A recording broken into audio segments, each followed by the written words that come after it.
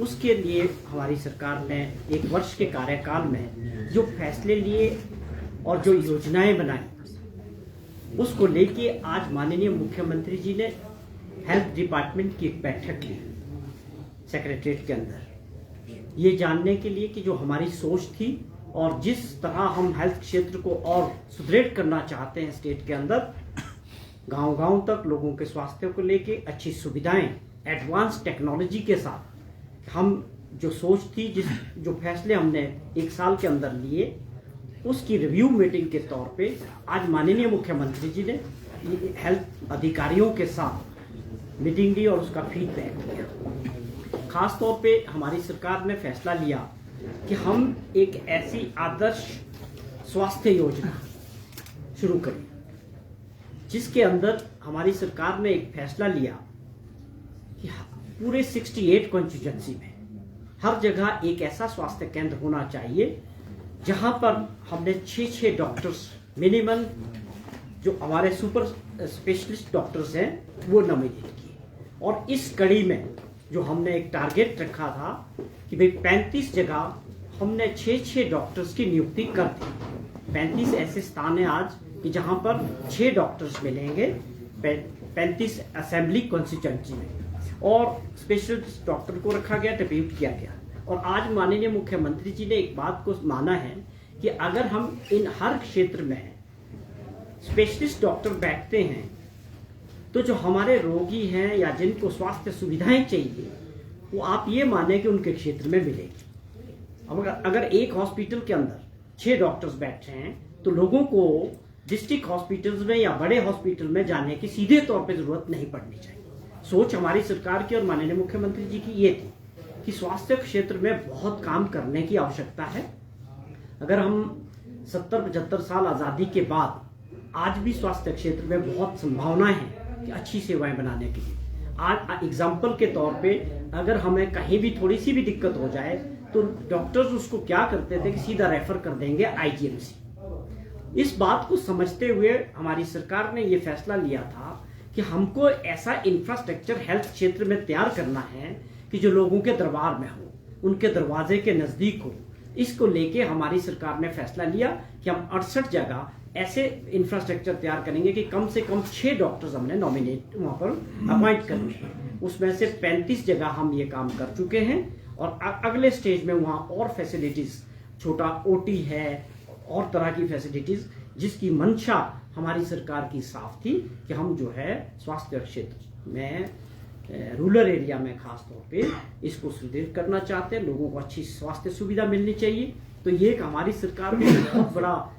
Plan था जिसको आगे बढ़ाया गया। और आज माननीय मुख्यमंत्री जी ने इस बात को कहा कि पहले चरण में हमने 35 की, लेकिन हम अब इसको 68 जगह जल्दी से जल्दी तैयार करने वाले हैं और जगह भी इस प्रकार की डॉक्टरों की और दूसरे पैरामेडिकल स्टाफ की भर्तियां करने जा रहे हैं, जिसमें हमारा फोकस साफ था। उसके अलावा एक और बहुत बड़ी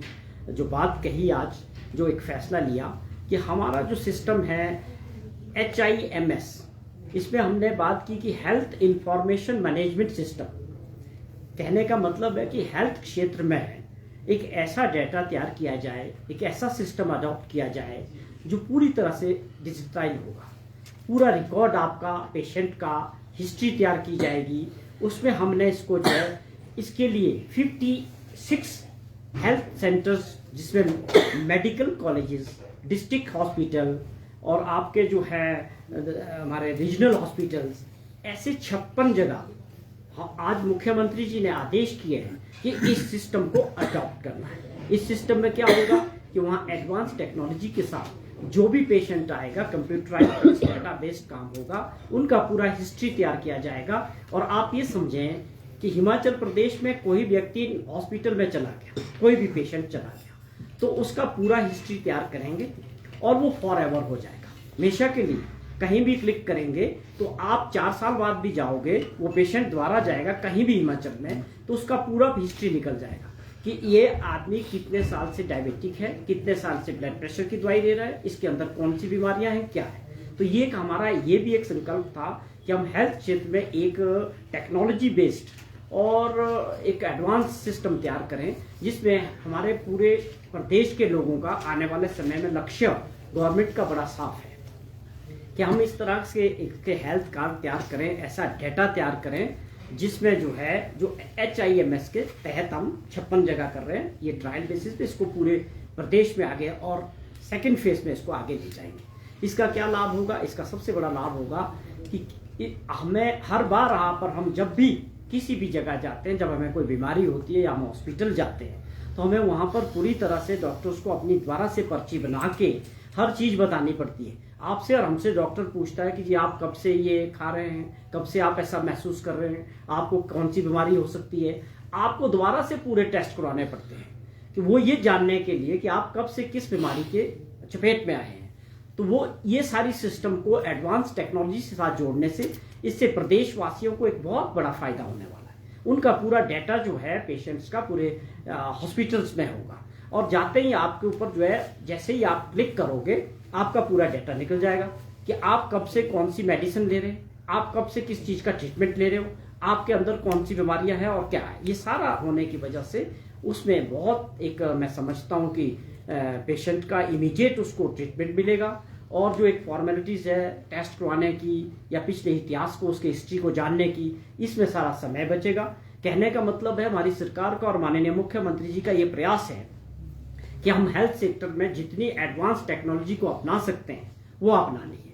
आपने पहले भी देखा कि मुख्यमंत्री जी ने इस बात को लेके भी जिक्र किया कि हम पैट स्कैन मशीन लगा रहे हैं हिमाचल प्रदेश में। वो इनिशिएटिव हमारी सरकार ने किया कि पैट स्कैन जो मशीन्स है वो अभी तक हिमाचल प्रदेश में नहीं है, ये महंगी मशीनें हैं, लेकिन हमारी सरकार ने ये तय किया था कि हम इसको जो है कम से कम 2 मेडिकल कॉलेजेस में पैट स्कैन मशीन लगाने जा रहे हैं। उसके अलावा रोबोटिक सर्जरी की जो बात हुई थी उसमें हमारी सरकार ने बहुत तेजी से आगे बढ़ा है। उसको रोबोट मशीनरी को एक्वायर करने के लिए जो है टेंडर्स दे रहा है, उसका पे काम चल रहा है। और भी इसके अलावा मुख्यमंत्री जी ने आज की मीटिंग में ये साफ अपनी मंशा और सरकार की है कि हेल्थ सेक्टर को मजबूत करने के लिए बेस्ट हेल्थ सर्विसेज अपने प्रदेश के लोगों को देने के लिए हम हर तरह के आने वाले समय में भी जो भी advance technology, advance treatment, advance machinery हमको एक्वायर करनी पड़ेगी, उस बात पे कोई कॉम्प्रोमाइज़ नहीं होगा। और ये सारी दोनों स्कीमों को जो है अगले चरण में पूरे प्रदेश के अंदर ले जाएंगे और अभी जहाँ पर थोड़ी कमियां हैं उसको सुधारेंगे और स्टाफ की या डॉक्टर्स की। लेकिन ये शुरुआत जो पिछली सरकार में ये इन बातों की ओर ध्यान नहीं दिया गया कि खाली रहे हॉस्पिटल्स, डॉक्टर्स नहीं थे, तो उस बात पे हमने इस बात का फोकस किया और इन योजनाओं को आगे बढ़ाया। उसके अलावा दूसरी बात जो थी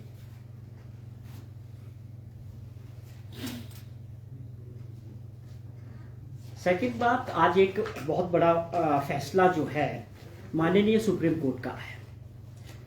उसमें विषय था कि जो शिमला प्लानिंग एरिया था या शिमला प्लानिंग एरिया के अंदर जो साडास थे, जैसे आप समझें साडा कुफरी, साडा शोगी या साडा तीसरा जो साडा है, या उसके अंदर जो है एडिशनल प्लानिंग एरियाज थे। उन क्षेत्रों में आप सभी जानते हैं कि पिछले काफ़ी समय से एनजीटी के आदेशों के अनुसार कंस्ट्रक्शन पे पाबंदी थी और कुछ जगह जो ग्रीन एरिया थे, कोर एरिया थे, शिमला प्लानिंग एरिया की हम बात कर रहे हैं, उसमें भी कंस्ट्रक्शन पे एनजीटी ने बैन लगा रखा था और काफ़ी समय से था। उसके बाद सरकार ने प्रयास किया कि हम एक डेवलपमेंट प्लान जो है शिमला के इस प्लानिंग एरिया के लिए बनाएं। उस पर भी एनजीटी ने जो है अपना जो है स्टे कर दिया था।